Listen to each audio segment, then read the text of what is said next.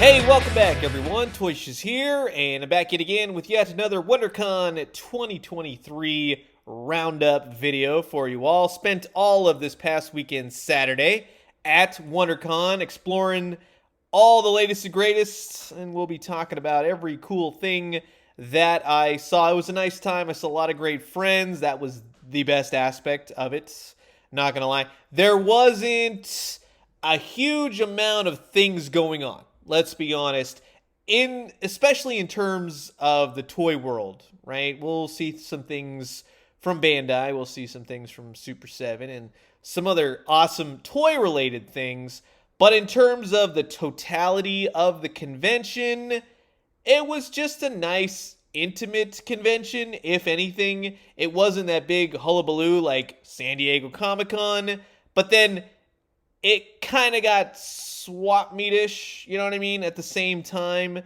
lot of the same old things every which way you kind of turned here. But, hey, you know what? It was a nice time either way. Especially nice to see some semblance of a convention setting returning to normal. And I gotta say, the cosplay, the costumes were tremendous. So just to kind of walk you through it, these are my pals over at Yesterday's. They do all these collectible pins, which are really cool. Of course, I'm going to naturally gravitate to anything Nintendo they got going on. They got chain pin sets, all kinds of pop culture related ones, including, like I said, Mario, and they got Game Boy Colors, and they got all that stuff coming for the new Super Mario Brothers movie. But I love the Boo, I like the Time Bomb, Bomb, whatever you want to call them, wink, wink. But in either case, yeah, they're very cool to see. And I believe, I would say reasonably priced, right? Of course, if you're interested in anything that you see in this video, I will have all their information down below. Most of it you should be able to get, no problemos. And for WonderCon, they had officially licensed Misfits Tiki mug, which I got to tell you, every time I walked by their booth or kind of walked over, said hello real quick, it was packed. The people love pins, and this sold extremely well. So very happy for them in all their success. Not for everyone, right? Of course. But if you're a Misfits fan, hey, why not, right? But I got to tell you, there's a lot of different things you can get to have some really unique pins, right? If you're a big pin person, like if you're going to go to Disneyland and swap pins or whatever, I guarantee you they're not going to have Ugly Sonic or I'm Not Zelda, right? So you'd have something interesting to put on that old lapel of yours. So again, if interested, put their links down in the description below, and you can head over to Yesterday's collectible enamel pins. And then moving on, of course, I know a lot of you came here for the toys, of course, obviously, but Bandai Namco had a huge booth. It was ridiculously huge, and they had this huge store as well. Lots of stuff for sale, which again, it was packed every time. Well, trying to take photos, and right, there's always a line. Everybody's trying to get in and grab the latest and greatest. They had all these convention exclusives, or they're calling them for this particular event, exclusives. They had the new SH Figure Arts Ultraman, the Rise of Ultraman, Gundam Universe. And like I said, they had a lot of product on display. This Ultraman, he looks pretty cool. I'm a big Ultraman fan in the sense of I like the character. I like Japanese, old school, Godzilla, Ultraman, that kind of thing. You know what I mean? It's just not necessarily for me, right? Looks cool, looks awesome. But I got a Mego Ultraman, a few other Ultraman things. I'm kind of set. So this is going to be for all you big Bandai fans out there. Gundam, right? Marking Plus version. Looks pretty good, right? Pretty awesome. Again, I could tell you all day about Gundam Wing, right? Gundam Wing Endless Waltz. When it comes to any other type of Gundam, I'll just go like, yeah, Gundam. Sweet. You know what I mean? But I do my best in terms of talking about it, let's be honest. And they have these huge, elaborate statues, right, of all these crazy characters, which is nice. They got these little, tinier little versions, right, kind of sort of Funko-ish, you know what I mean, in some ways. You got the SH Figure Arts Festering Fingerprint Vike right here. That's pretty cool looking, right? I heard that one was fairly popular. People were grabbing that at the convention. So interesting. Again, just not really my thing, but for those of you out there. This, on the other hand, I love Squid Game. I love that Netflix show. Can't wait for season 2. And definitely stay tuned. Later this week, I'll have a look at Frontman and then some of the other pink angry PlayStation buttons. But you have to think, okay, what are you going to do for figures in terms of Squid Game? For those of you who haven't seen it, there may be some spoilers here I will talk about, just FYI.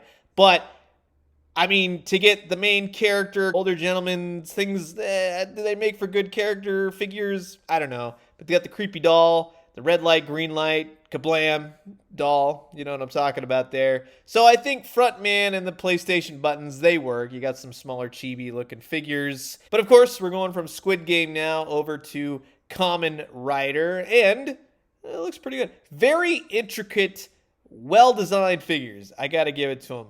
Really nicely articulated. They do all kinds of crazy poses, and they got weapons, and they really have that presence on your shelf. Just in looking at them and going like, well, I'll be honest, I have no idea what the heck I'm looking at. But they sure are interesting, right? Especially since, you know, Kamen Rider has been around for quite some time. It's nice to see all these new figures. You got zombie form, right? That's pretty cool looking. The purples just kind of stands out. It's very unique looking, but in either case, yeah, very different. And then you have Ultraman, right? They had a whole case full of these. Ultraman Z original. I like that little zap thing he's got going on. That's very cool. And then you have characters like Ultraman Decker Flash, which again, very cool. See, a lot of these, even growing up and knowing about Ultraman, but kind of hearkening it a lot in comparison to my mind to Power Rangers, which kind of hits that whole nostalgia spot for me. You have another look at the Ultraman, the Rise of Ultraman right here. I like that they come with stands. They are really posable figures. And for those of you that collect them, for those of you that love this type of thing, I always hear such great things. So you have the Suit Taro right here. Again, very cool, nicely done, nice power effect. I really like that a lot of these figures come with these designated power sets. And then, of course, off to the side, standing guard amidst the entire booth, we had Ultraman himself. The booth was huge. I'm not even joking you. Took up a large space of WonderCon, but it's quite a sight to behold. And then also with their more statuesque type offerings, right? Very different. For those of you that are into anime, I'm sure a lot of you gravitate towards these. I couldn't really tell you much about them, but they look cool. But I guess I could tell you a little bit about Dragon Ball Z. Definitely used to watch it when I could. Toonami, even beforehand, right? Before it hit. Orange Piccolo. Now that's a new one for me, right? I'm assuming it's Piccolo, but he's orange now. You can read this, screen grab it if you want to read up on how to grab this orange Piccolo. They had Sun Gohan Beast on display as well. How, where, when, why, and how. He's blue now. I'm so used to them being sand colored, right? The yellow energy. Now they got blue going on. So if you want to fill me in on Dragon Ball GT, Z, whatever they're called now, go ahead. I would love to know about it. You have this epic statue. I had to take a bunch of photos with this. I was like, oh man, yeah, he is slicing right through his head. That's pretty interesting. And then you got these ones right here, which again, I really like that not only getting stands, but you're also getting these awesome power effects. And when I see things like Marvel Legends or McFarlane DC Multiverse, and they don't come with powers, you're just like, why? So that's Super Saiyan 4 Son Goku and Super Saiyan 4 Vegeta. I know they level up the powers, yada yada. Tamashii Nations, another part of the booth, along with SH Figure Arts. They had some Demon Slayer. That seems to be a hot property right now. Farland's tackling them. Bandai is, of course, doing them. Very popular. Very cool looking. Again, is it my thing? No. But I'm here to take photos and to talk about all this stuff.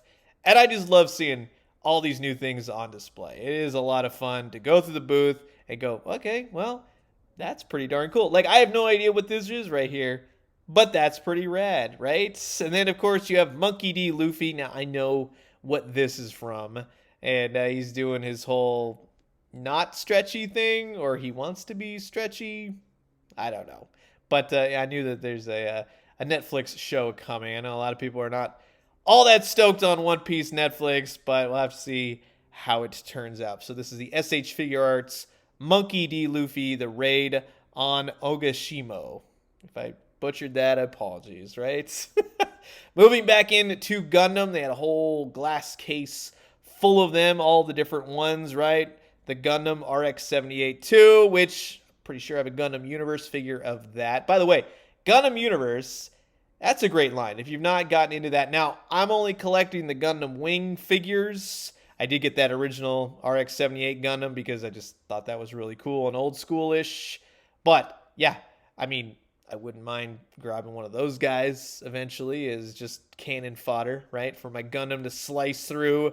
But it's cool to see all the different versions. I also, when I was a kid, tried to build some, right? You get the model kits from Toys R Us. Terrible. Just terrible at that. I mean, look at this thing. How do you even build that, right? Glad it's an action figure, but you got all the parts that break off right there and are all supported by their individual stands. That's a nice, cool looking figure for yourself, right? Very different, very interesting, but at the same time, just Gundam through and through. It doesn't have to make sense, right? And then, of course, you have a female figure who is Suletta Mercury, right? You can tell me all about her in the comments if you want. I know Hiro Yui, and we can talk about Katra, Rababa, you know what I mean, all those different characters. But like I said, you want to talk about Gundam, Gundam Wing, Endless Waltz, that's my jam. But doesn't take away from the fact that these are always interesting to check out. I mean, does it make any sense in terms of battling in space? No, doesn't have to. But at least it's just cool looking. And then down here, you got these little chibi looking things again. And then you get even bigger versions of these Gundams, right? And this is part of their Metal series. Huge honking robots, giant swords, guns, fully posable. That's pretty cool to see, right? You always got to have that. I mean, you think that one's big, and then you look over here, and this one's humongous, right? The wingspan was insane on this guy, but it really does look great. All those metal build pieces, right? Definitely a standout. Probably, I'm assuming, very heavy, right? So that's always worth it. Very expensive, too. Just be sure to keep that in mind. And then, of course, we got some Naruto. And if I remember correctly, I did have a couple of these figures from the Loyal Subjects Best Action. So I'm fairly familiar. Could I tell you anything about these? No. But I could at least go, yeah, I know what Naruto is. And I know at Box Lunch they have a TMNT X Naruto mashup going on right now. So for those of you interested in that. But dozens of figures on display. Very cool. I like all the different expressions. You got all the articulation.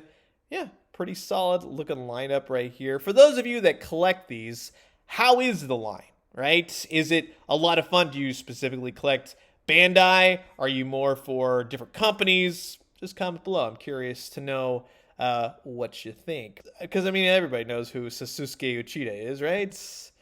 I don't.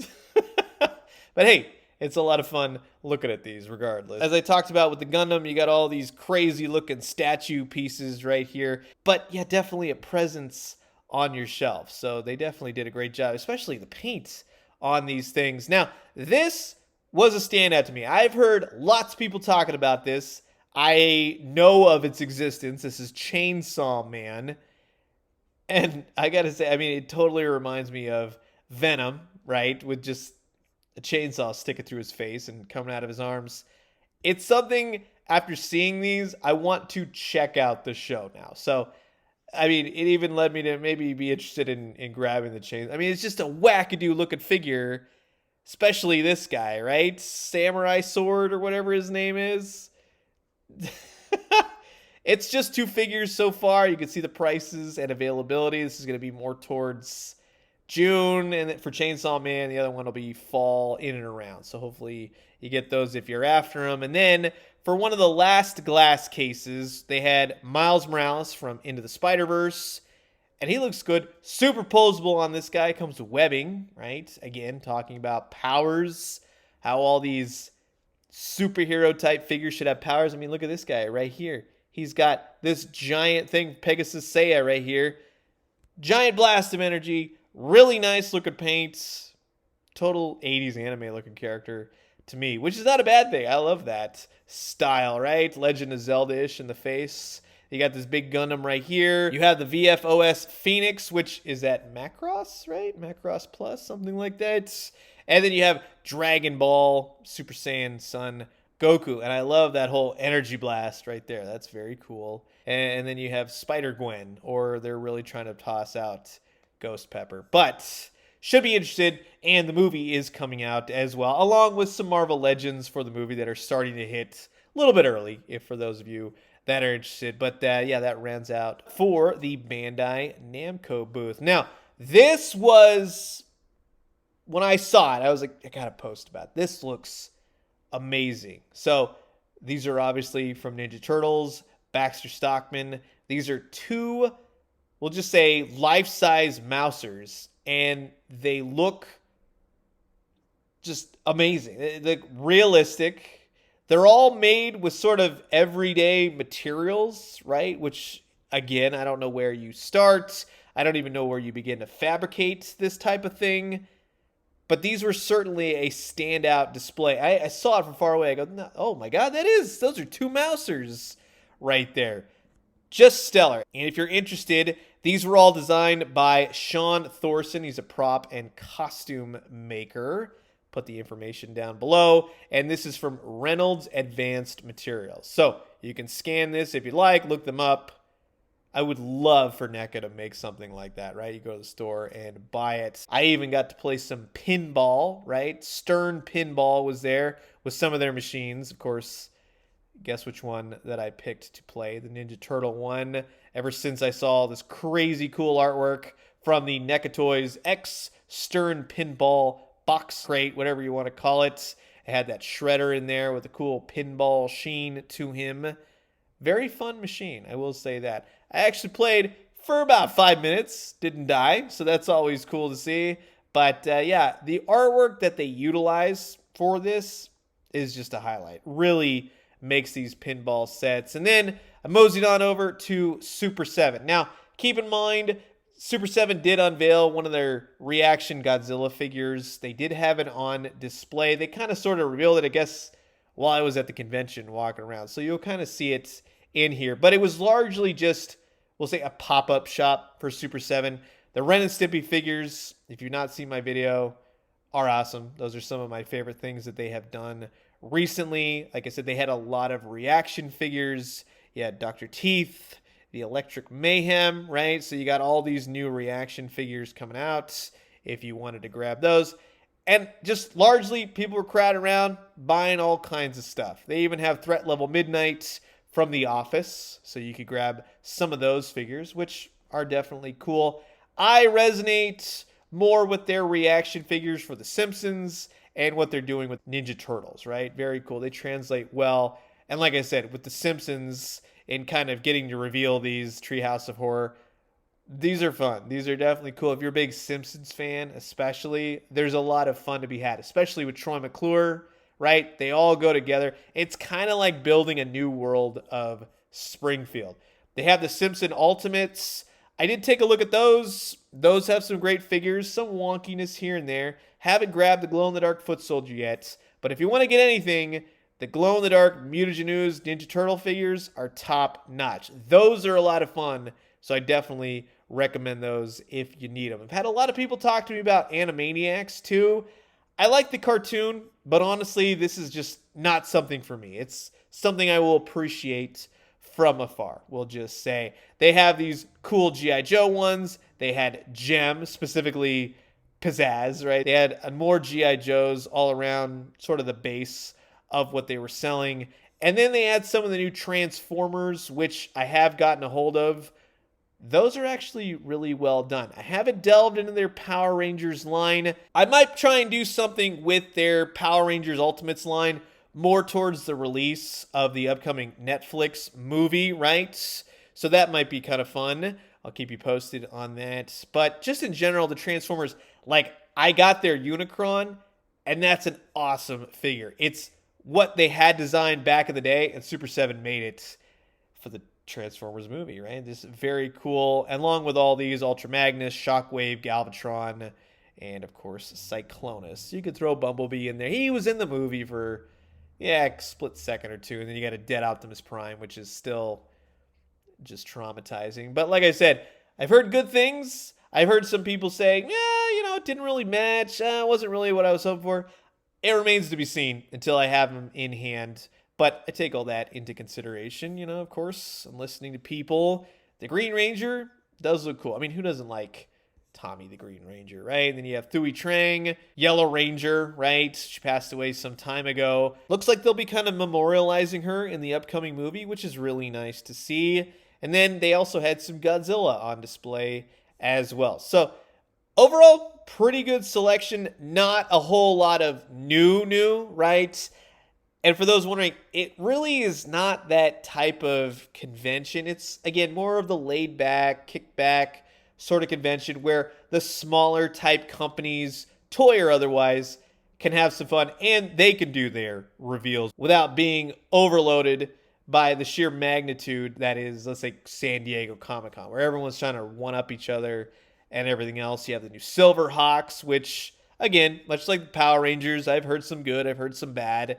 But you see right there, that's the new Godzilla figure that they unveiled when I was basically walking around the convention. So you can actually grab that now. I believe it's on their website if you would like to grab one. But I was really happy for this guy. He got his Thunder Tank, right? He was stoked.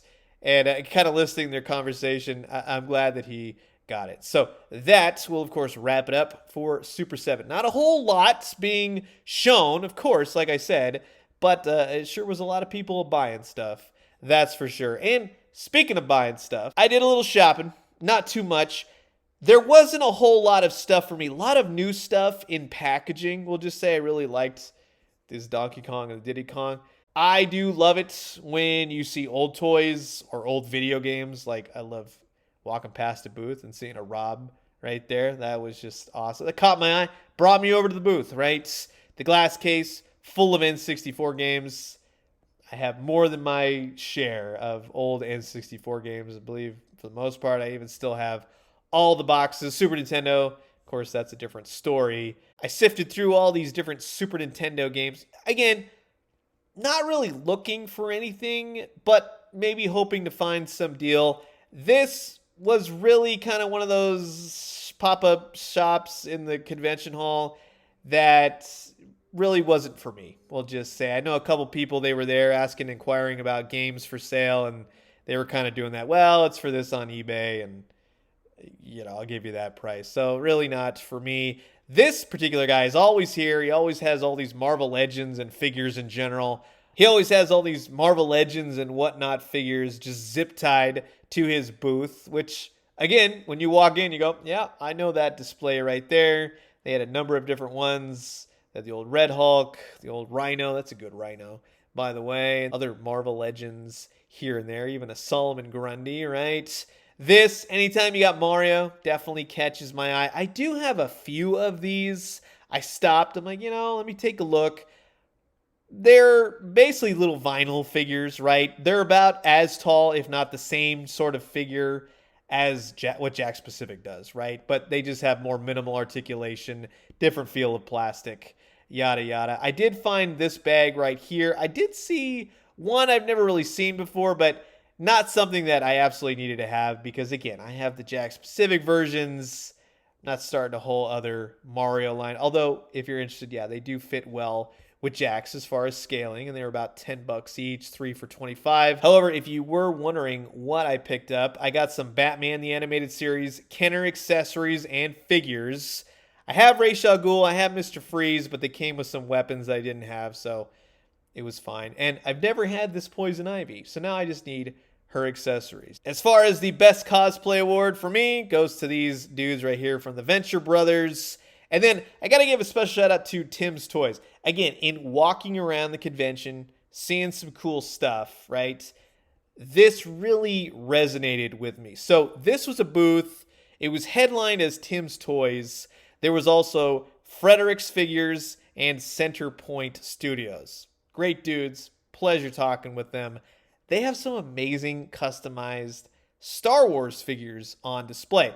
All eras of Star Wars. I mean, look at this Luke Skywalker right here. And I was thinking to myself, you know, this is where I felt like Star Wars The Black Series was going with that very first initial wave. If you look at that Luke Skywalker and the X-Wing pilot gear, and then we really have not gotten here. So it really is these customizers, these fans that are putting in all this awesome work and really making these figures pop. I mean, look at Luke's face right there. That's a Luke Skywalker.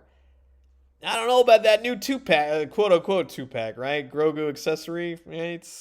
They also had some ones from Marvel going on. That was pretty cool to see. Star Trek, Deadpool. They got a bunch of different heads, all different kinds of characters, different movies here and there. I really like this Thrawn. That looks great. That's a nice looking blue right there for him. So this entire glass case was for Tim's Toyz. This is all his work, right? You can see Padme right there. That's a little dark, but you know, hey, you know, kids probably buy that after the prequels, right? And then this was cool. Darth Vader, Anakin Skywalker, in his bacta tank. And I really like seeing all of that just disgusting flesh and everything else when he doesn't have the armor on. That's awesome. Look at the eyes right there. Well painted, well designed. So again, just in looking at these, they were a lot of fun. You can scan this too with your phone if you want to read up on them. Again, of course, I'll put all the links down in the description below. Centerpoint Studios was another part of the booth. So different person, but in all honesty, I mean, all this stuff kind of blended together, but it's just they had it sectioned off. So, okay, this person made this person made that. I totally get it. They actually had some head portraits for sale, which work with Black Series and import figures. Just FYI, they had funny names for each one. Like you could get the bad seafood, comes with hands, and the head portrait. The Amanda Lorian, right? Shoulder pad bad boy. I don't know about the names, but you also have Xerox Man, and I think that works really well. But the work speaks for itself. I don't think that these are cheap, let's just be honest, but they're hand-painted, they're well-designed, they're pretty cool. I particularly liked this Star Killer right here. That was probably my favorite. I even joked with him, I said, you got a Dash Rendar anywhere? I'm like, you got to make Dash Rendar. Come on. Somebody's got to make a Dash Rendar. I mean, even looking at Sabine Wren right here, Boba Fett, Ahsoka, you got Kenobi. You get it, right? Very cool. All well done. All fully customized. And I believe some of these are for sale as well. Again, if you're interested, go ahead and scan this little code thing with your phone. Or you can look them on Instagram, email, yada, yada. And then you have Fredericks Figures right here. Again, customized, right? Utilizing parts and pieces, I believe, from Whatnot, making their own too, right? Heavily delving into that. So for me, these all... That's another thing we kind of discussed, was that the whole basis, the idea of Star Wars is all the aliens, and they seem to be getting so far away from that. You have all these humans. It's all humans now, whereas we need these weird, creepy, like, look at this thing right here, right? You had Darth Vader and the big Star Wars thing right there. They had the Horatio Sands character from The Mandalorian, right? I can bring you in warm or bring you in cold. That's awesome. I mean, look at the paint detail on that. So then you had Cad Bane. That's a stellar looking Cad Bane right there. I really like that. Blade Runner even represented. Awesome looking figures, I gotta say. Right down to Harrison Ford, right? Oh, man. They had all the characters. Some of them weren't fully painted, as you can see. They had some Andor ones as well. Those were a nice standout. I really liked that show. I didn't care for it when it first started. I was like, it was like a slow burn. But I stuck with it, and it was really good. I will say, though, I don't know about the face portraits about those ones, but this Bib Fortuna right here, that's like fat Bib Fortuna. That's pretty cool, right? It's the monsters, the aliens of Star Wars that we're missing here. These dudes are nailing it. We have Ahsoka right there. She's looking good. Baby Grogu, you get the idea. Even down to the Doctor, right? He got his own little spotlight episode recently in The Mandalorian. Interesting episode. I actually liked it. It was different, right? And then you have Strangers with Candy right here, the one that works and Tatooine that always shows up randomly. Han and Leia here on display, looking good. Very cool. Little touches here and there, I think, really do a lot to bring these figures to life. Even with Ula right here, chains, that looks pretty good. You got some Rogue One action, Mon Mothma. You got the other, it's not Admiral Akbar guy, whatever his name is. And then to end it off with the medal celebration with Luke Skywalker and Princess Leia. So again, if you're interested, I'll put all their information down below. So that will wrap it up for my look at WonderCon 2023. Again, this was the absolute best, the coolest stuff that I saw. And again, to everyone that I saw there, all my friends, people I met, I had a really nice time. Thank you so much. For those of you that I missed, we couldn't make it work, we will shoot for Comic-Con. You know how you walk into a convention, you have all these plans. As soon as you walk through the doors, it goes south every single time. You're just like, all right, A, B, and C. And before you know it, no, nothing works. You've not even begun your day, and you're already halfway there. So you've heard my thoughts on everything. What was your favorite part about the convention? What did you see? Anything cool? Did you go to WonderCon 2023? How was it for you? Comment below. Let me know. Let's talk everything WonderCon. Again, it wasn't the most exciting convention, and I don't think it needs to be. There'll be a big one coming up real soon in summertime, and that seems to be the one that everybody wants to be awesome and amazing in every single way. And there is some room still left for those conventions that just need to be on the quieter side. And to be honest with you, I kind of like that once in a while, because you can just kind of sit back, relax, and enjoy it for what it is, instead of running all over trying to get all these exclusives and pulling your hair out about how you missed one little thing, right? And when you do, let me know what you found. I'll talk to you guys soon. Adios.